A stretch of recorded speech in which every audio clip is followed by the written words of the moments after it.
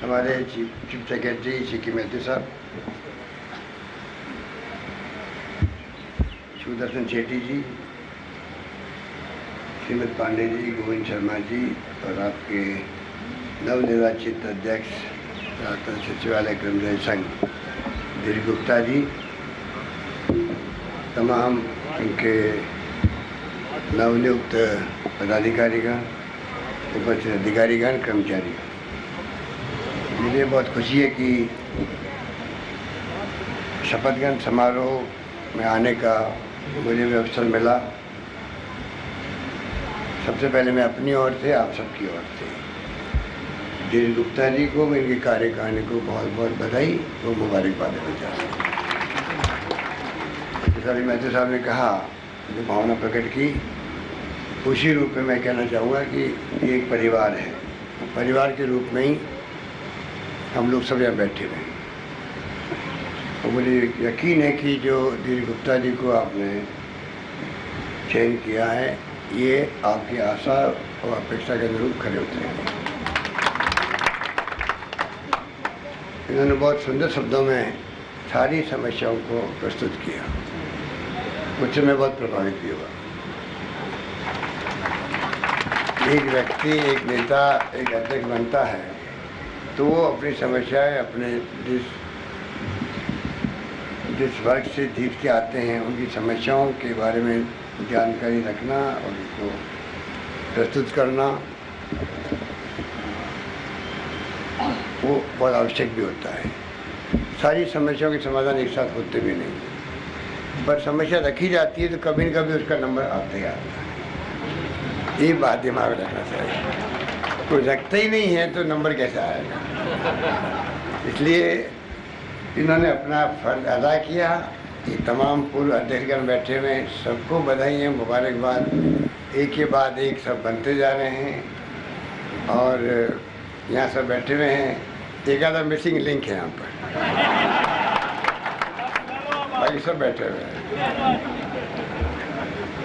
तो हम लोग भी क्या है कि पूरे प्रदेश में प्रयास करते हैं कि जहाँ सड़कें बनी होती गाँव में, तो हमारी योजना होती है कि मिसिंग लिंक पूरा करो, जिससे कि पूरा सर्कुलेट हो सके और विकास तेज गति से हो सके।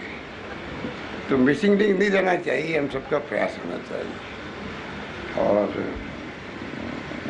सरकार की जो मंशा थी, आपने देखा होगा, पिछली बार मैंने आपको बार बार ये बात कही, अनफॉर्चुनेटली सरकार बनी थी और वो एक प्रकार से आंदोलन शुरू हो गया। और मैंने पहले कई बार कहा कि जब मैं सत्ता में नहीं था मुख्यमंत्री, तब तो मैंने, हमारे शिवचंद्र माथुर जी, हरदेव जोशी जी मुख्यमंत्री हुआ करते थे, जब कभी कर्मचारियों ने आंदोलन किए, मांग उठाई, तो हमने साथ दिया कर्मचारियों।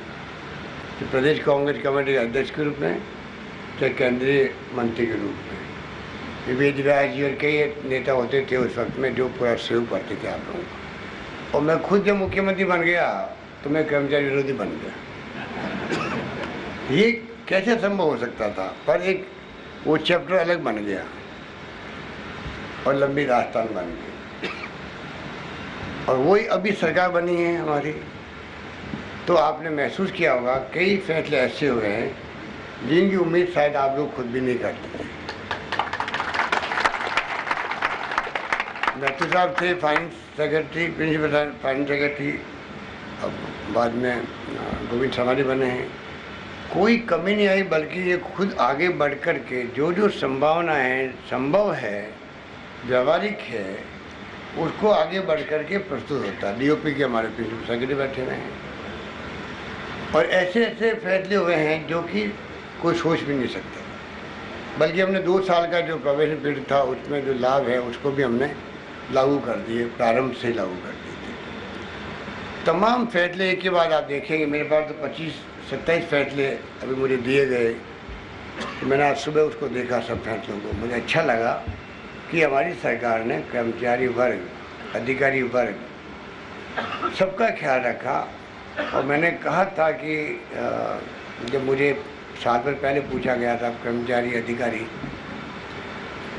काम नहीं करते, मैं काम नहीं करते तो फिर ये स्कीम आ रही है, ये लागू कैसे होती? इतनी स्कीम आ चुकी है, इतनी स्कीम आ चुकी है और तमाम स्कीमें लागू हो रही हैं और ये हर आदमी की ज़बान पे आ गया कि इतनी स्कीमें लागू, स्कीमें बनना एक बात है, बजट में घोषणा होना एक बात है, तो लागू होना बिल्कुल अलग बात है। आज पूरे प्रदेश के अंदर जो माहौल बना है, अगर आप लोग मेहनत नहीं करते, आपके साथी मेहनत नहीं करते, जो हमारे अधिकारी कर्मचारी सब एकजुट नहीं होते, और कुछ लोग तो राजनीति में भी यार सरकारी अधिकारी हो, कर्मचारी हो, कुछ लोग तो कमी कर सकते हैं, बाई एंड लार्ज तो सब काम करते हैं, तभी तो ये कारवां चलता है। सरकार की जो मंशा है सुशासन देने की, वो पूरी होती है। आज हमने प्रारंभ में कहा था संवेदनशील, पारदर्शी, जवाबदेह प्रशासन जितनी निर्णय आई है वो संवेदनशीलता का परिचायक है। जितनी हमने एक्ट बनाए हैं, ट्रांसपेरेंसी एक्ट बना दिया, स्पिल कोड एक्ट बना दिया, तो जो सरकार की पारदर्शिता की, मुख्यमंत्री मंत्रियों के, अधिकारियों की प्रॉपर्टीज और लाइबिलिटीज को वेबसाइट में डाल दिया राजस्थान के अंदर, तो तमाम वो काम जो ट्रांसपेरेंसी कैसे बनी है, जब हम कहते हैं हम जनता के ट्रस्टी हैं, चाहे वो कर्मचारी सरकारी लोक सेवक हो, चाहे वो सरकार बैठे हुए नुमाइंदे हों, हम ट्रस्ट रूप में काम कर रहे हैं, तो उस रूप में हमने फैसले किए। लोक सेवा गारंटी एक्ट बना दिया, सुनवाई का अधिकार दे दिया एक्ट बना करके, जवाबदेह प्रशासन के लिए प्रयास किया गया, और जिस रूप में मॉनिटरिंग की जा रही है और सब लोग आप सहयोग कर रहे हो, सचिवालय की अपनी अलग भूमिका भी होती है, उसमें कोई कमी नहीं रही। इसलिए आज आप देख लीजिए कि इतनी बड़ी बड़ी योजनाएं जो लोग उम्मीद नहीं करते थे वो लागू हो गई है।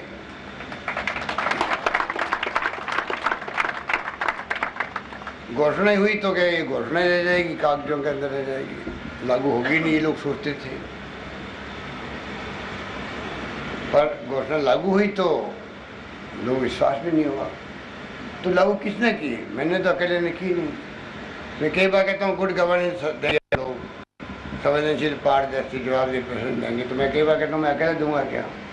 जब तक तमाम मंत्री या हमारे विधायक, MLA, जनप्रतिनिधि, चाहे किसी स्तर के पंचायत राज के हो, चाहे नगर निगमों के हो, नगर निकायों के हो, कर्मचारी हो, अधिकारी हो, सब मिलकर तो राजस्थान में दे सकते हैं सुशासन। और उसमें मैं समझता हूँ राजस्थान सरकार खरी उतरी है। ये आज पूरा देश मानते हैं इस बात को। जो योजना आई है, अभिनव प्रयोग हुए हैं, बहुत शानदार योजना है, उनकी चर्चा राजस्थान के बाहर भी है, बल्कि देश के बाहर भी है। इस रूप में जो काम हो रहे हैं वो तमाम आप साथियों के सहयोग से संभव है। अभी भी इतनी अच्छी 90 तरह की समस्या हल की होगी, तब भी समस्या एक तो कुछ कठिन होता है लागू करना, या फिर जुडिशरी के फैसले का सम्मान करना पड़ता है, उस कारण से रुक जाता है। अब करीब 1,60,000 नौकरियाँ मिली है पहली बार, 1,69,000 की प्रक्रिया चालू है अभी तक भी, कहीं रुक जाता है, वापस शुरू भी होता है। पर सरकार ने रिकॉर्ड बनाया है इसका भी, सर्विस देने का।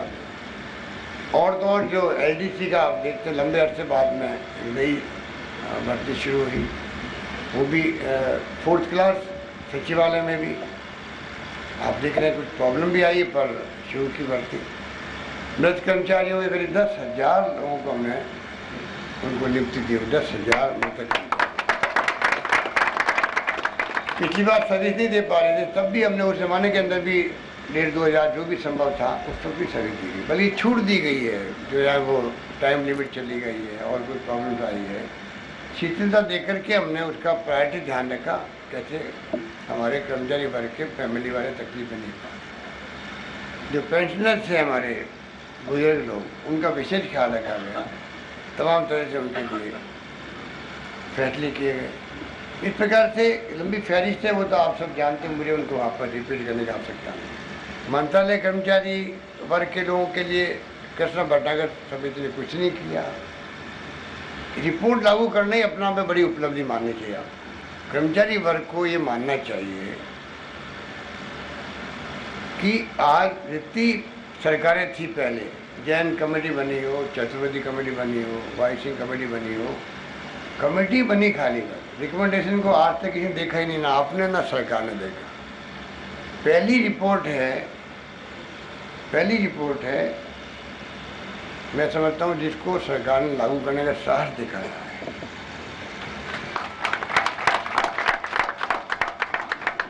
इसमें ताली धीरे धीरे बजा रहे हो, जोरदार बजा होता है, और जोरदार। अरे आपकी रिपोर्ट पहली बार लागू हुई है, आप इस बात को ऐसे ही मान रहे हो क्या? रिपोर्ट लागू नहीं होती तो 3-4 रिपोर्ट होती रही, ये भी 5वीं रिपोर्ट हो जाती। रिपोर्ट लागू करने का आप बताइए। गोविंद शर्मा जी बैठे हैं, हमारे प्रिंसिपल सेक्रेटरी फाइनेंस बैठे साहब बैठे हैं, किस रूप में हमने सोच करके फैसला किया, इस रूप में फैसले हुए। फिर उसमें एक संवर्ग का और शिकायत है कि साहब जो मंत्रालय कर्मचारी LDC वगैरह, मेरी पत्नी जो है टीचर है, इसलिए नहीं मांग करते थे क्योंकि उनको उम्मीद बन गई ये सरकार फैसले कर रही है, ये सरकार कर्मचारी हित में काम कर रही है। तो कुछ लोगों को जो उम्मीद नहीं थी, कभी मांग की नहीं होगी 10-20 सालों में, उन लोगों की भी उम्मीदें जग गई, तो वो भी आगे अलग मांग करने लग गए। तो इसलिए ये तमाम बातें आपको हमको सोचनी पड़ेगी कि आज राजस्थान एक प्रकार से, जो अभी आपके अध्यक्ष जी ने कहा, जो सिनेरियो बना है राजस्थान, उस पर आपको हम सबको गर्व होना चाहिए। प्राइवेट सेक्टर को हमने अलग किया, उसके पहले तो हमारे सारे छात्र, हमारे बच्चे होते थे वो महाराष्ट्र में, कर्नाटका में, पूना जाते थे पढ़ने के लिए, बाहर जाते थे। अब अधिकांश यहाँ कॉलेजेस के जाल बिछ गए, इंजीनियरिंग भी हो, मेडिकल भी हो, नर्सिंग कॉलेज हो, पॉलिटेक्निक हो, MBA हो, और तो और जो श्रेष्ठ संस्था कहलाती है, एक्सीलेंस सेंटर कहलाती थी। हम तो नाम सुनते थे IIT का, खड़गपुर का, कानपुर का, दिल्ली का, मुंबई का। आज राजस्थान में आपका IIT आ गया, जोधपुर में IIM उदयपुर में आ गया, IIIT आपकी कोटा में आ रही है, सेंट्रल यूनिवर्सिटी में देख के आए, राष्ट्रपति महोदय आए थे, शानदार कैंपस बन गया। मणिपाल जैसी प्राइवेट यूनिवर्सिटी जयपुर में आ रही है, 8-9 हज़ार छात्र वहाँ आ चुके हैं, छात्र छात्राएँ, 22,000 वहाँ पर छात्र छात्राएँ आएंगी, इतना बड़ा कैंपस बन रहा है उनका। हम किस दिशा में आगे बढ़ रहे हैं? कृषि विश्वविद्यालय 3 और खोल दिए, पुलिस यूनिवर्सिटी खोल दी, स्पोर्ट्स यूनिवर्सिटी कंट्री में कहीं नहीं है, पहले राजस्थान में खोल रही है, झुंझुनू के अंदर। 40 साल पहले, मैं बचपन में याद है मुझे, 45-50 साल पहले एक सैनिक स्कूल खुली थी चित्तौड़ के अंदर। 50 साल के बाद में 2 सैनिक स्कूल, एक अलवर में, एक झुंझुनू में खुल रही है। तो इतनी सारी 33 यूनिवर्सिटी प्राइवेट सेक्टर में आ गई। तो आज तमाम माहौल हमारे पक्ष में है। बाहर के नारायण हृदयालय आ गए यहाँ पर, फोर्टिस आई है, और भी बॉम्बे हॉस्पिटल का करीब करीब काम शुरू होने वाले ही है यहाँ पर, और सब तरह का इंफ्रास्ट्रक्चर यहाँ बन रहा है आपका एजुकेशन के लिए भी। एम्स आ रहा है जोधपुर के अंदर, अभी हम गए, गुलाम नबी आज़ाद साहब आए थे, इतना शानदार कैंपस बन रहा है। अभी से भीड़ पड़ने लगे वहाँ पर, अब शुरू नहीं होने के पहले से ही तेल निकल गया, गैस निकल गई। विंड एनर्जी के 2500 मेगावाट का उत्पादन शुरू हो गया, 2500 मेगावाट का विंड एनर्जी का, पवन चक्कियाँ चल रही है। तो ये जो माहौल बना है राजस्थान में, इसमें आप सबकी जो कलम चली है, अधिकारियों की, कर्मचारियों की, फैसले हुए हैं गवर्नमेंट के, तभी तो संभव हुआ है। 40,000 करोड़ की रिफाइनरी आज़ादी के बाद में सबसे बड़ा इन्वेस्टमेंट आएगा। अरे 100 करोड़ का इन्वेस्टमेंट आता है क्षेत्र में तो खुशी होती है, 500 करोड़ का आता है तो बहुत खुशी होती है। 40,000 करोड़ का इन्वेस्टमेंट आ रहा है और कुछ लोग उसको भी विवाद में डालना चाहते हैं। 40,000 करोड़ का इन्वेस्टमेंट पूरे राजस्थान के भविष्य के लिए, पूरे राजस्थान तो उत्सव मन रहे हैं और कुछ लोग उसमें राजनीति कर रहे हैं। तो ये तो क्या चलता रहेगा। मेरा मतलब खाली आपको यही कहना है कि अब आयरन ओर निकल गया करौली में और भीलवाड़ा के अंदर कोच फैक्ट्री लग रही है वहाँ पर। इस्पात के कारखाने, राष्ट्रीय इस्पात निगम भारत सरकार का उपक्रम है, वो प्रक्रिया चल रही है। चारों ओर से इंडस्ट्री की, जापानी जोन, कोरियन जोन आ गया, कोरियन जोन आ रहा है, जापान जोन आ चुका है निमराना में। तो हमारे यहाँ के नौजवानों के लिए ट्रेनिंग अलग करवा रहे हैं हम लोग, उनकी स्किल डेवलपमेंट की 150 करोड़ रुपये खर्च कर रहे हैं। अगर आप तो सचिवालय में बैठे हुए हैं, आपको तो सब मालूम है, फिर भी आप अगर चाहें तो DPR से एक पुस्तिका आपके टेबल में रहनी चाहिए, जो सरकारी यहाँ पे LDC भी क्यों नहीं हो, सचिवालय के कर्मचारी को हर चीज़ की नॉलेज होनी चाहिए। सचिवालय में कोई राजस्थान का 7 करोड़ की जनता है, कोई आदमी यहाँ पर आए तो उसको लगे मैं सचिवालय में गया तो अगर LDC के पास बैठा हूँ तब भी मुझे सब जानकारी देने के लिए वो गाइड कर रहे हैं, देखो इसकी आपकी स्कीम, ये आपके टिप पे होना चाहिए। इस रूप में मैं समझता हूँ कि इतनी सारी योजनाएं हमें भी याद नहीं रहती है, हमें पढ़ना ही पड़ता कई बार, हर वर्ग के लिए। दुर्भाग्य से तालीम और शिक्षा के बगैर कुछ नहीं हो सकता। अगर आज इतनी योजना बननी है पर योजना अगर मान लीजिए वो हम जानकारी खुद ही नहीं रखे हैं तो उस गरीब को, जो अनपढ़ आदमी है, कम पढ़ा लिखा है, जानकारी के अभाव में उसको लाभ नहीं मिल पा रहा। मजदूर के लिए मुझे आश्चर्य होता है, एक मजदूर के लिए हमने कर दिया इंश्योरेंस अलग किया, इंश्योरेंस के अलावा उसके बेटी की शादी हुई तो 50,000 रुपये देंगे, 50,000 रुपये उसको दे रहे हैं, मालूम नहीं बेचारे। लड़के लड़कियों के पढ़ेंगे स्कूल भी अलग दे रहे हैं 10-12 हज़ार। उसकी मृत्यु हो जाती है, पहले 25,000 की, अब 5 लाख कर दिए, मरने पर कोई कमटा मजदूर मर जाता तो। अब आप बताओ ये काम जो है, अगर आपकी कलम के साथ में आपकी भावना ही चल पड़े तो कितने लोगों का भला हो सकता है राजस्थान के अंदर। अभाव के अंदर वो वंचित रहता कई बार।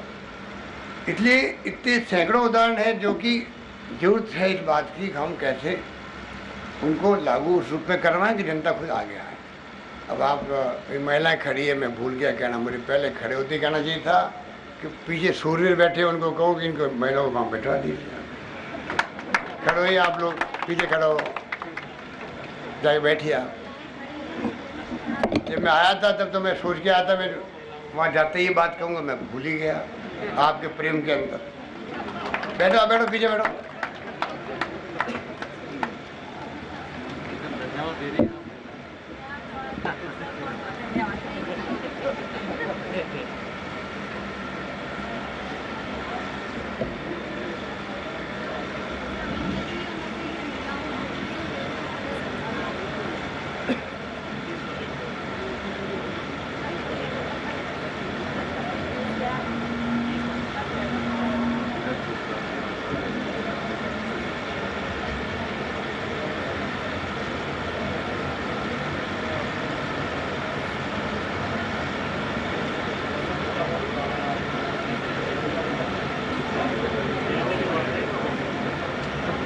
मैं गिनती कर रहा हूँ, स्वीकरों की गिनती कर रहा हूँ, कितने स्वीकर है।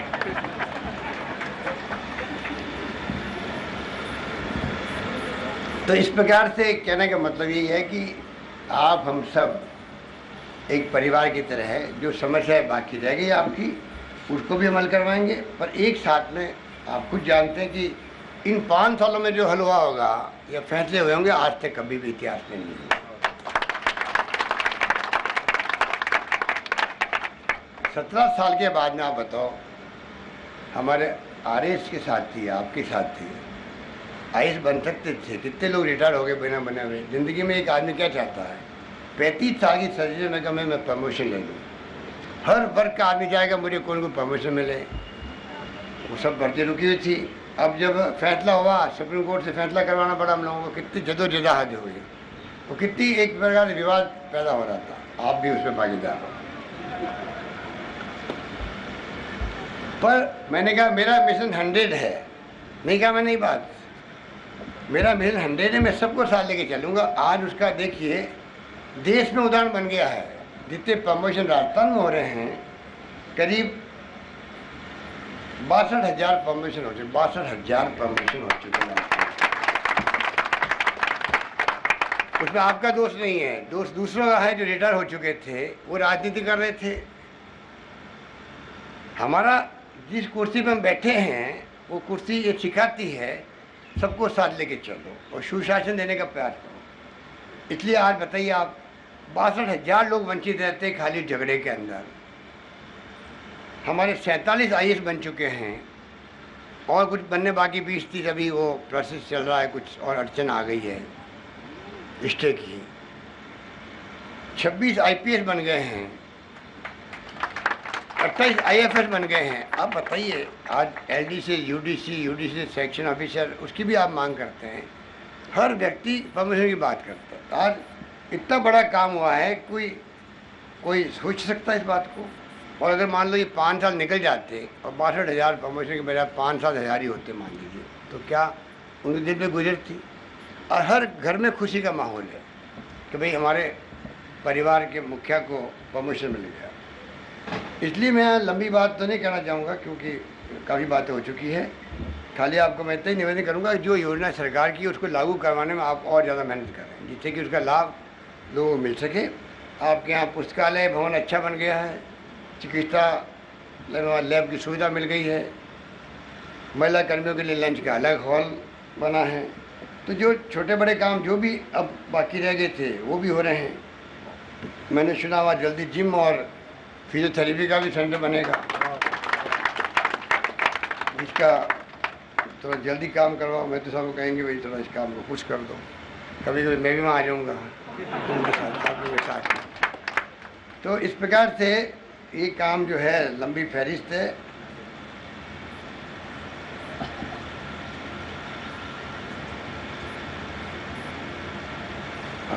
बाकी तो काफ़ी का आपके कमेंटेटर बड़े अच्छे हैं जो यहाँ बैठे हैं, संचालन कर रहे मीटिंग का, बड़े अच्छे से कमेंट कर रहे थे। अपने दम पर काम किया, अपने दम पे नहीं किया, आपके दम पे हमने किया है जो कुछ भी किया।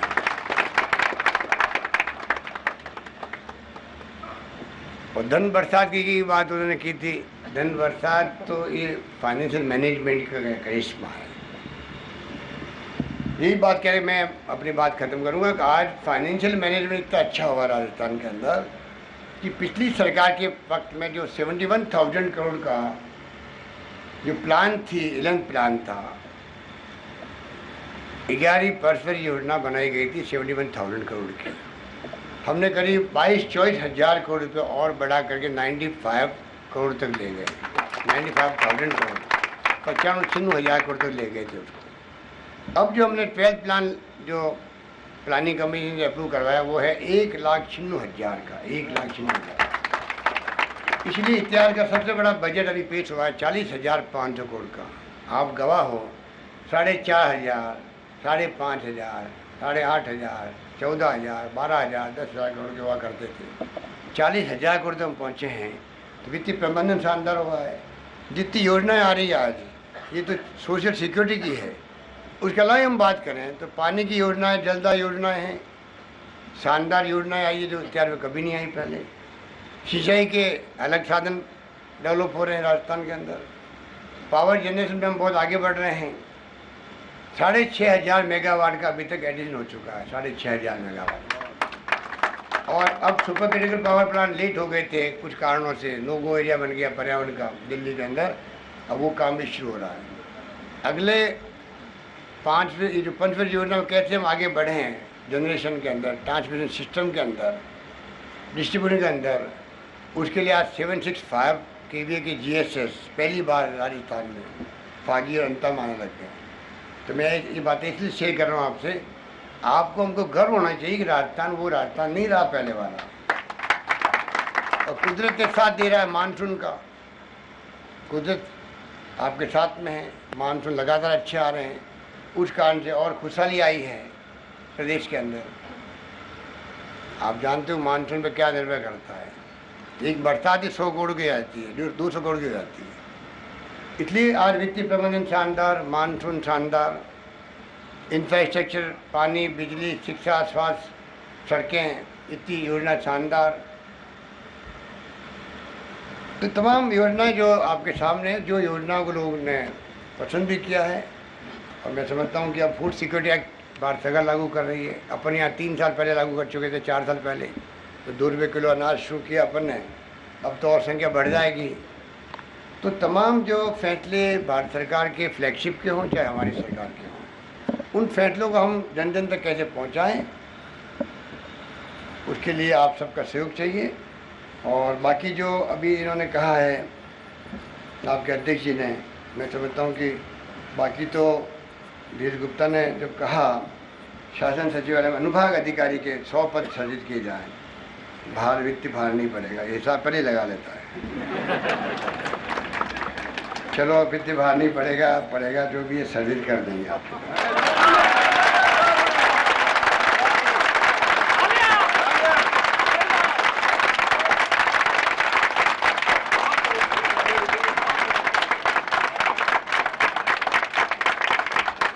और एक सुझाव दिया इन्होंने 150 जो है, आप किताब में लिखा है कि कनिष्ठ शिक्षकों की भर्ती 235 तो सचिवालय में हुई है, बाकी वगैरह आए हैं।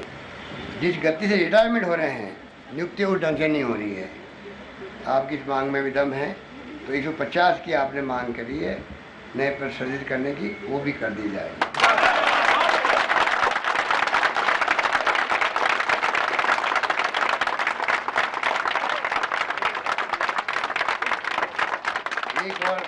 एक और आपने कहा वरिष्ठ उप शासन सचिव का पद शासन सचिवालय में भी कुल अधिकारियों के अनुसार 8% रखी जावे, ये संख्या 25 होती है, इसको भी मंजूर करना है।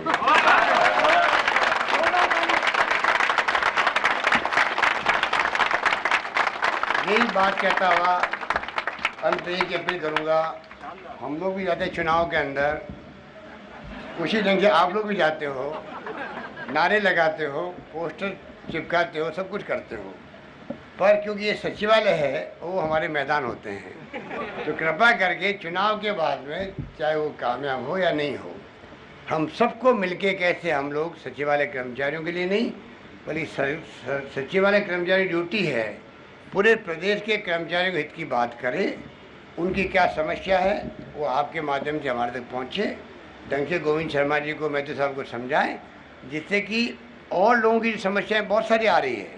और मैंने कहा उम्मीद बन गई लोगों को इस सरकार से, हर वर्ग को, इसलिए उन समस्याओं के लिए भी आपका जो सचिवालय कर्मचारी संघ है या अधिकारी संघ जो भी बने हुए हैं, उनकी जिम्मेदारी है कि वो उन समस्याओं को समझ करके हम लोगों को समझाएं। हमारी मंशा रहेगी कि जो भी समस्याएं बाकी है धीरे धीरे उनको ठीक करें। आपसे मैं ये अपेक्षा करूंगा कि आप कृपा करके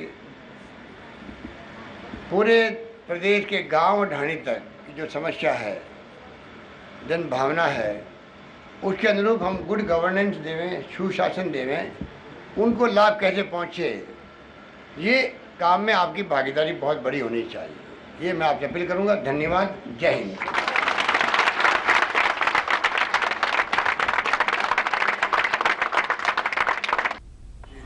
प्रधान साहब चिड़ोरा, यहाँ उपस्थित थे डॉक्टर गोपाल भारती जी, कयूमखान साहब, सुपाल भंडारी जी, श्रीमती अमिता बानू जी, नेता प्रतिपक्ष नगर परिषद मनीष खंडेलवाल जी, मोदी परिवार के हमारे श्रीनिवास मोदानी जी, राज मोदानी जी, सोनी जी, हमारे वरिष्ठ नेतागण, उपस्थित बुजुर्गों, भाइयों और बहनों, नौजवान साथियों, सबसे पहले मैं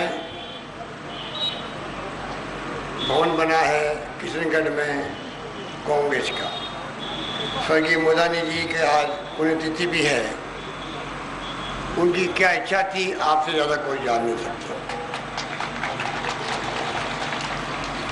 तो लंबे समय से चाहते थे कि भवन का उद्घाटन हो।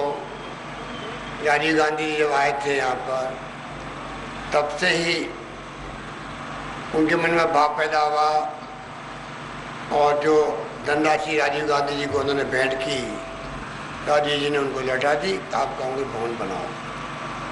कांग्रेस भवन या किसी का भवन, व्यक्ति का हो, संस्था का हो, भवन बनना अपने आप में एक बड़ी उपलब्धि मानी जाती है। खुद का घर हो, खुद का भवन हो, संस्था का हो,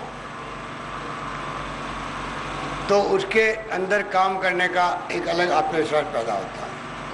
आज जो भवन बना है, अब आप लोगों के लिए, पूरे इलाके के लिए, ये भवन में बराबर राजीव जी की मूर्ति लगी है, मोदानी जी की मूर्ति लगी है, सब नेताओं के फोटोग्राफ वहाँ पर है, एक संदेश देने वाला भवन बना है।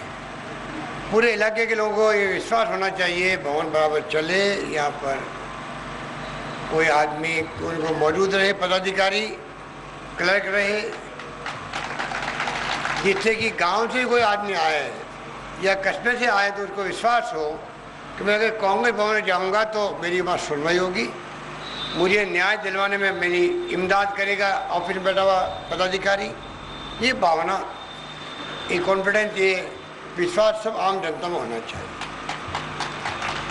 खाली कांग्रेस जनों में नहीं, आम जनता में विश्वास होना चाहिए। कांग्रेस भवन में घुस गया अगर मैं तो मुझे न्याय मिलेगा। ये भावना और विश्वास पैदा हम कर सकें, ये हमारा प्रयास होना चाहिए। उस मायने में भवन का अपना महत्व है। आज चंद्रबाबू जी बैठते पीसीजी में लगातार नियमित रूप से, कोई राजस्थान जाएगा भाई अध्यक्ष जी वहाँ मिल जाएंगे, इतना फर्क पड़ता है।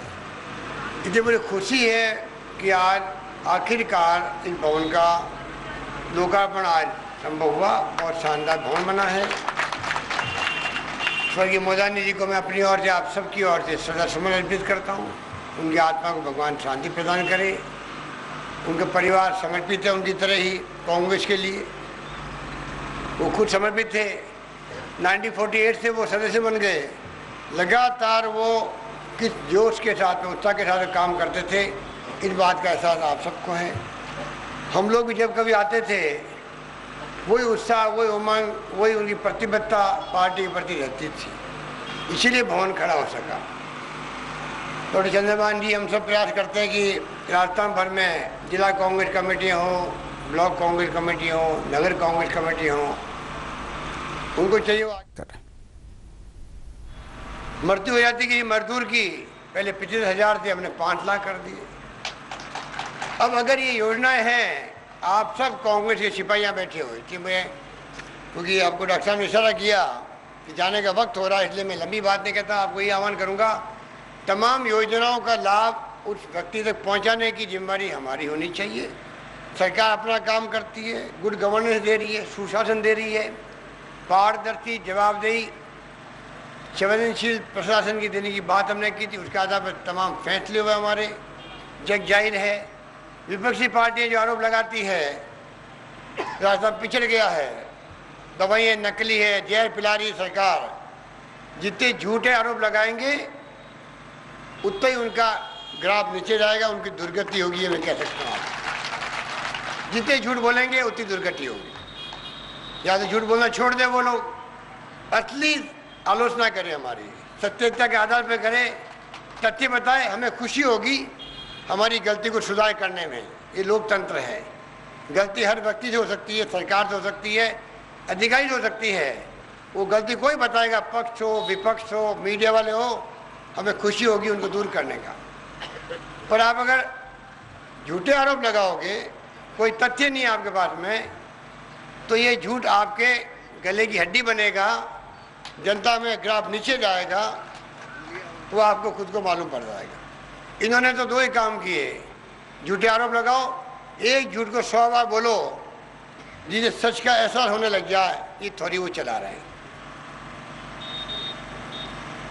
भ्रष्टाचार के लिए तो एक प्रकोष्ठ बना दिया है, झूठे आरोप लगाओ, करप्शन के अलग प्रकोष्ठ बना दिया, झूठे आरोप लगाए जा रहे हैं। ये तमाम झूठे प्रकोष्ठ हो, झूठे आरोप हो, मैं समझता हूँ जनता बहुत समझती है, और जितना झूठ बोलेंगे उतना इनका नीचे ग्राफ जाएगा। ये चुनाव तो सामने, मालूम पड़ जाएगा क्या होने वाला है। इसलिए आपको मैं आह्वान करूँगा, आप लोग संकल्प लेके जाओ। नाथुराम जैसे आपको नुमाइंदे मिले हैं जो आपके लिए 24 घंटे ही लड़ते रहते हैं हम लोगों से आकर के। कोई समस्या हो, विकास की बात हो, किशनगढ़ का तो कायाकल्प हो गया भाई, क्या नहीं हो रहा है यहाँ पर। हवाई अड्डा बन गया है, अजमेर में नहीं बन पाया, 40 साल प्रयास किया सबने, हम सब ने प्रयास किया। आज किशनगढ़ का हवाई अड्डा ही अब भारत सरकार ने मंजूर किया है, हमने बना के दे दिया उनको। अब भारत सरकार का MOU हो गया है और जल्दी काम शुरू होगा। सचिन पायलट जी आपके MP हैं, केंद्रीय मंत्री लगे हुए हैं।